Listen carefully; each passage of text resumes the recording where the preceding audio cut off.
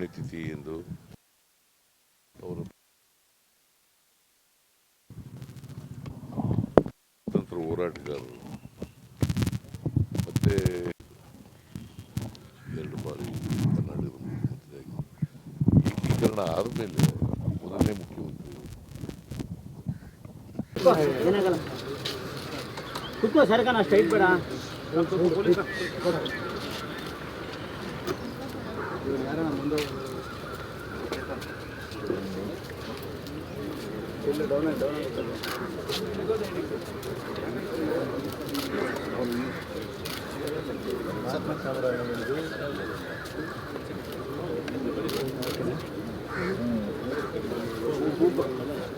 Sir same sir ಈ ಕಡೆ ನಮ್ಮ ಕಡೆ ಸರ್ ಸರ್ ನಮ್ಮ ಕಡೆ ಕ್ಯಾಮ್ರಾ ಕಡೆ ಹಾಕಿ ಸರ್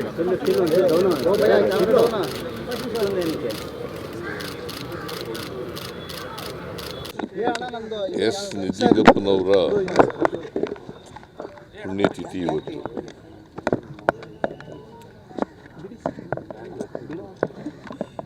ಅವರು ಮಾಜಿ ಮುಖ್ಯಮಂತ್ರಿಗಳು ಮತ್ತು ಕಾಂಗ್ರೆಸ್ ಅನ್ಡಿವೈಡೆಡ್ ಕಾಂಗ್ರೆಸ್ AICC ಅಧ್ಯಕ್ಷರಾಗಿದ್ದಂಥವ್ರು. ಅವರಿಗೆ ಪ್ರತಿ ವರ್ಷ ಅವರ ಜನ್ಮದಿನದಂದು ಮತ್ತು ಪುಣ್ಯತಿಥಿ ಎಂದು ಅವರ ಪ್ರತಿಮೆಗೆ ಪುಷ್ಪಾರ್ಚನೆ ಮಾಡಿ ಗೌರವವನ್ನು ಸಲ್ಲಿಸ್ತಕ್ಕಂಥ ಕೆಲಸವನ್ನು ಸರ್ಕಾರ ಮಾಡ್ತದೆ. ಎಸ್ ನಿಜಲಿಂಗಪ್ಪನವರು ಸ್ವಾತಂತ್ರ್ಯ ಹೋರಾಟಗಾರರು ಮತ್ತು ಒಬ್ಬ ದೇಶ ಕಂಡಂಥ ಅಪ್ರತಿಮ ನಾಯಕರು. 2 ಬಾರಿ ಕರ್ನಾಟಕದಲ್ಲಿ ಮುಖ್ಯಮಂತ್ರಿಯಾಗಿದ್ದರು. ಏಕೀಕರಣ ಆದಮೇಲೆ ಮೊದಲನೇ ಮುಖ್ಯಮಂತ್ರಿಯವರು. ಏಕೀಕರಣ ಆಯಿತು ದೇಶದಲ್ಲಿ ಏಕೀಕರಣ ಆದಮೇಲೆ 1956 ನವೆಂಬರ್ 1ನೇ ತಾರೀಕು ಏಕೀಕರಣ ಆಯಿತು. ಅವತ್ತರ ಮೊದಲ ಮುಖ್ಯಮಂತ್ರಿ ಇವರು ಆಗಿದ್ದರು. ಮತ್ತು ಏಕೀಕರಣ ಹೋರಾಟದಲ್ಲೂ ಕೂಡ ಭಾಗವಹಿಸಿದ್ದರು. ಮತ್ತು ಜನಪರ ಕಾಳಜಿ ಇದ್ದಂಥ ಮುಖ್ಯಮಂತ್ರಿ.